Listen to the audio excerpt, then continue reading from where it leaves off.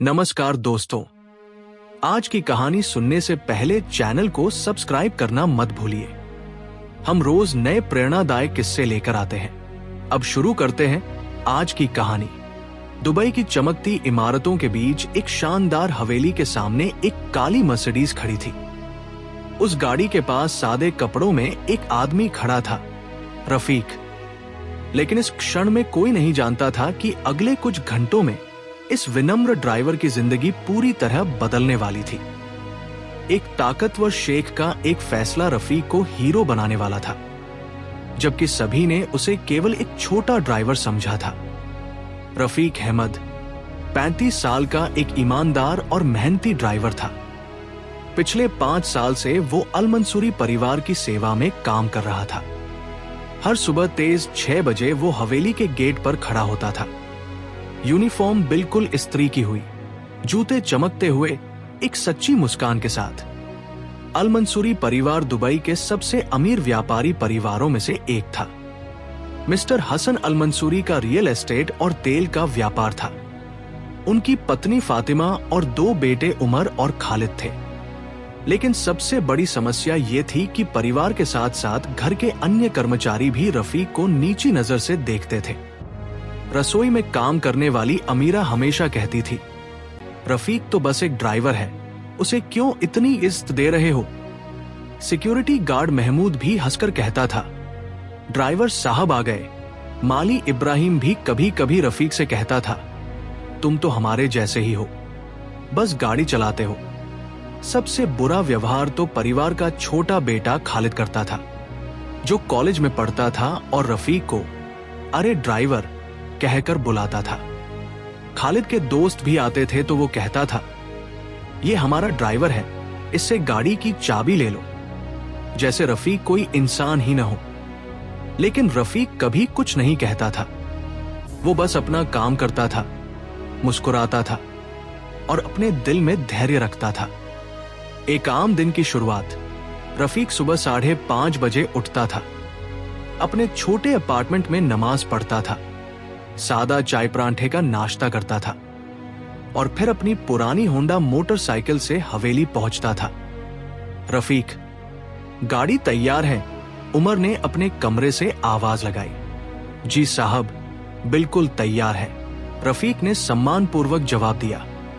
लेकिन जैसे ही रफीक ने गाड़ी का दरवाजा खोला, उमर ने परेशान होकर कहा, यार तुमसे कितनी बार कहा है कि गाड़ी के सीट कवर बदलो, ये तो पुराने लग रहे हैं। जी साहब, आज शाम तक बदल जाएंगे, रफीक ने विनम्रता से कहा।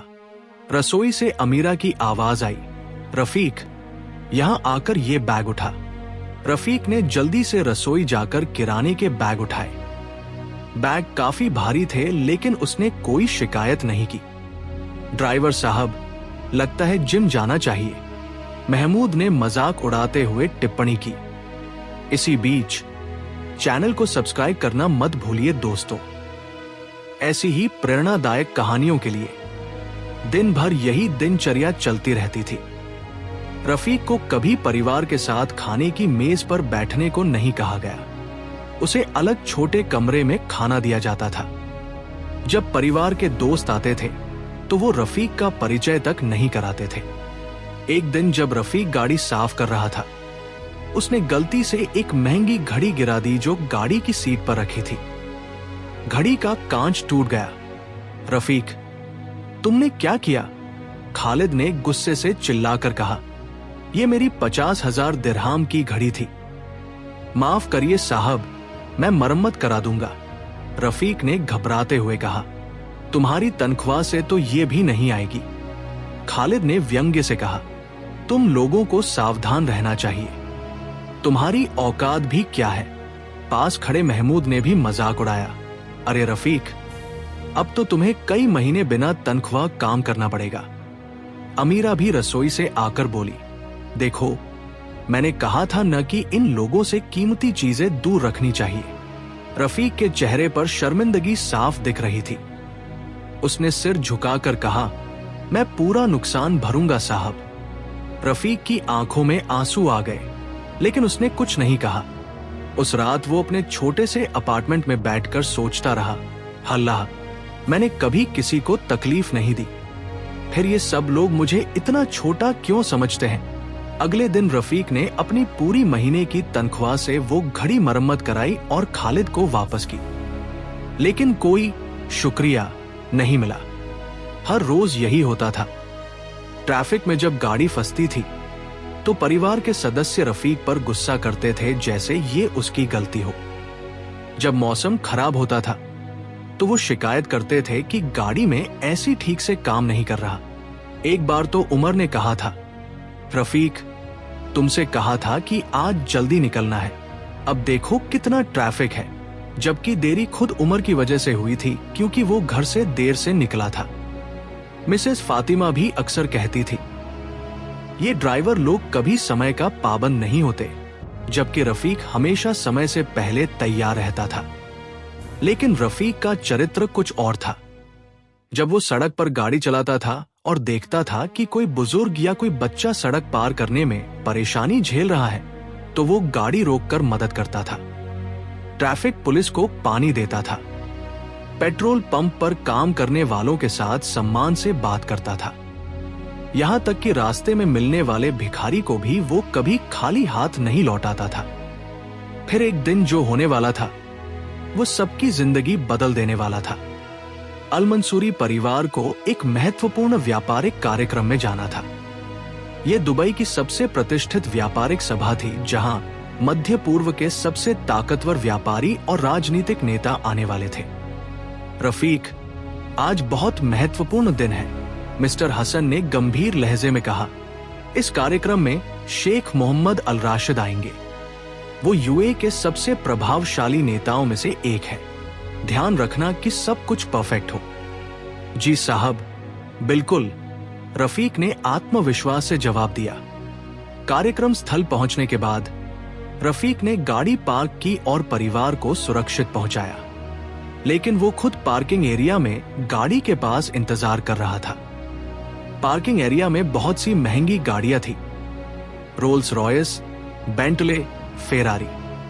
दूसरे ड्राइवर भी अपनी गाड़ियों के पास खड़े थे, लेकिन रफीक में कोई घमंड नहीं आया। अचानक एक बुजुर्ग व्यक्ति ने पार्किंग एरिया पार करने में कठिनाई झेली। वो छड़ी के सहारे धीरे धीरे चल रहा था। रफीक ने तुरंत उसे देखा और फौरन उसकी मदद के लिए दौड़ा। चाचा जी, मैं आपकी मदद कर सकूं? रफीक ने सम्मान से कहा। शुक्रिया बेटा, बुजुर्ग ने कृतज्ञता से कहा। रफीक ने उसे सावधानी से कार्यक्रम स्थल तक पहुंचाया। ये सब कुछ एक कोने में खड़े शेख मोहम्मद अल राशिद देख रहे थे। शेख एक ताकतवर, गरिमामय व्यक्ति था जो लोगों के सच्चे चरित्र को पहचानने में माहिर था। कुछ देर बाद एक छोटा बच्चा पानी मांग रहा था। उसका परिवार व्यस्त था। रफीक ने अपनी पानी की बोतल से उसे पानी दिया और प्यार से उससे बात की। बेटा, धीरे धीरे पियो, रफीक ने मुस्कुराते हुए कहा। बच्चे की मां आई और रफीक को धन्यवाद दिया। आप बहुत अच्छे हैं, उसने कहा। इसके अलावा जब एक बुजुर्ग महिला ने अपना पर्स गिरा दिया और सारी चीजें बिखर गई, तो रफीक ने तुरंत मदद की और सब कुछ समेटकर उसे वापस दे दिया। शेख अल राशिद ये सब ध्यान से देख रहा था। वो रफीक के करीब आया। उसने देखा कि रफीक के चेहरे पर कृत्रिमता नहीं थी, बल्कि सच्ची दयालुता और विनम्रता थी। ये किस परिवार का ड्राइवर है? शेख ने अपने सहायक से चुपके से पूछा। अल मंसूरी परिवार का, सहायक ने जवाब दिया। शेख ने सिर हिलाया और सोचते हुए रफीक को देखता रहा। कार्यक्रम के बीच में अचानक अल मंसूरी परिवार की गाड़ी में तकनीकी खराबी हो गई। इंजन से धुआं निकल रहा था। दहशत की स्थिति थी, क्योंकि कार्यक्रम के बाद वो सीधे एक महत्वपूर्ण बैठक में जाने वाले थे। अरे नहीं, अब क्या करेंगे? श्रीमती फातिमा ने चिंतित होकर कहा। रफीक कहाँ है? उसने गाड़ी ठीक से चेक नहीं की, उमर ने दोष लगाया। रफीक तुरंत आया और स्थिति को समझा। वो पूरी तरह शांत था। उसने गाड़ी का हुड खोला, समस्या की पहचान की। रेडिएटर में रिसाव था। उसने पास की वर्कशॉप से अस्थायी मरम्मत की व्यवस्था की। और 30 मिनट में गाड़ी को चलाने योग्य बना दिया। समस्या हल हो गई साहब, रफीक ने सरल तरीके से कहा। यह सब कुछ शेख अल राशिद ने बारीकी से देखा था। उसने देखा कि कैसे रफीक ने घबराहट नहीं दिखाई, दोषारोपण का खेल नहीं खेला, बल्कि केवल समाधान पर ध्यान दिया। कार्यक्रम के अंत में शेख ने अल मंसूरी परिवार से संपर्क किया। हसन भाई, शेख ने मित्रतापूर्ण लहजे में कहा, तुम्हारा ड्राइवर बहुत प्रभावशाली है। जी शेख साहब, मिस्टर हसन उलझन में था। हाँ, मैंने उसे देखा है। बहुत पेशेवर, समझदारी से काम लेता है और सबसे महत्वपूर्ण बात, उसमें दूसरों के लिए सच्ची देखभाल है। अगले दिन शेख अल राशिद ने अल मंसूरी हवेली पर फोन किया। हसन, मुझे तुम्हारे ड्राइवर रफीक से बात करनी है, उसे मेरे दफ्तर भेजो। अल मंसूरी परिवार हैरान था। शेख को रफीक से क्या काम था? रफीक घबराते हुए शेख के शानदार दफ्तर पहुंचा। दफ्तर की भव्यता देखकर वो अभिभूत महसूस कर रहा था। रफीक, बैठो, शेख ने गर्मजोशी से कहा। जी शेख साहब, रफीक ने झिझकते हुए कुर्सी पर बैठा। कल रात मैंने तुम्हारे बारे में पता लगाया। तुम्हारी पृष्ठभूमि, तुम्हारा परिवार के साथ सेवा का रिकॉर्ड, सब कुछ। जानते हो क्या पता चला? रफीक चुप रहा। पिछले 5 साल में तुम्हारे खिलाफ एक भी शिकायत नहीं आई।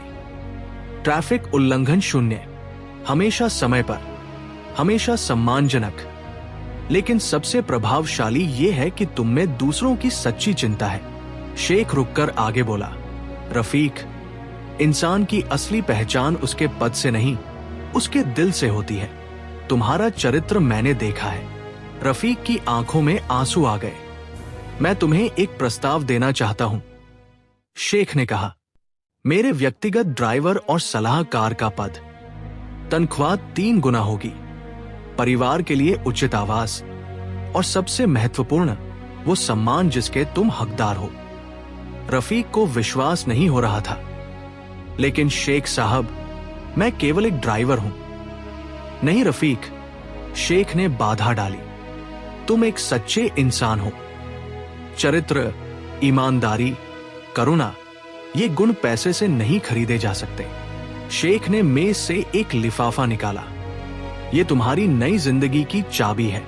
इसमें तुम्हारी नई नौकरी का अनुबंध है और एक सरप्राइज भी है। रफीक ने कांपते हाथों से लिफाफा खोला। अनुबंध के साथ एक फ्लैट की चाबियां थी। ये 2 बेडरूम का फ्लैट तुम्हारे परिवार के लिए है, कोई किराया नहीं, तुम्हारी सेवा की सराहना में। रफीक पूरी तरह भावुक हो गया। वो खड़ा होकर शेख के पैर छूने लगा। नहीं नहीं, शेख ने उसे रोका। ये मेरा निवेश है एक योग्य व्यक्ति में। जब ये खबर अल मंसूरी परिवार को पता चली तो सब हैरान रह गए, खासकर वो कर्मचारी जिन्होंने रफीक को परेशान किया था। खालिद को एहसास हुआ कि उसने कितना गलत व्यवहार किया था। अमीरा और महमूद भी शर्मिंदा महसूस कर रहे थे। रफीक का आखिरी दिन अल मंसूरी हवेली में था। पूरे परिवार ने उसे सम्मान से विदाई दी। रफीक, हमने तुम्हारी वो कदर नहीं की जितनी करनी चाहिए थी, मिस्टर हसन ने विनम्रता से कहा।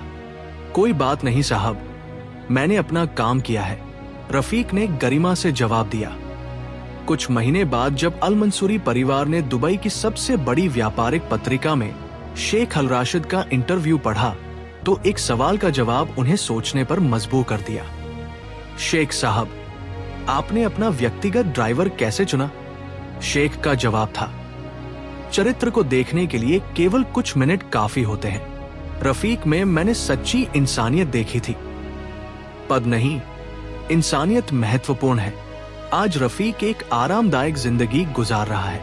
उसका बेटा अच्छे स्कूल में पढ़ रहा है और वो शेख अल राशिद का सबसे भरोसेमंद सलाहकार बन गया है। जब भी कोई उससे पूछता है कि सफलता का राज क्या है, तो वो सरल सा जवाब देता है, बस अपना काम दिल से करें, दूसरों का सम्मान करें और धैर्य रखें।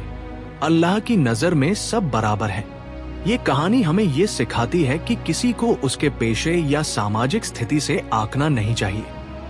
चरित्र और इंसानियत सबसे ज्यादा कीमती है। दोस्तों, अगर आपको ये प्रेरणादायक कहानी पसंद आई हो तो कृपया चैनल को सब्सक्राइब करें और नोटिफिकेशन बेल दबाना मत भूलें। हम रोज नई प्रेरणादायक कहानियां लेकर आते हैं जो आपकी जिंदगी में सकारात्मक बदलाव ला सकती है। कमेंट्स में बताएं कि आपको ये कहानी कैसी लगी। अगली कहानी में मिलते हैं। अल्लाह हाफिज।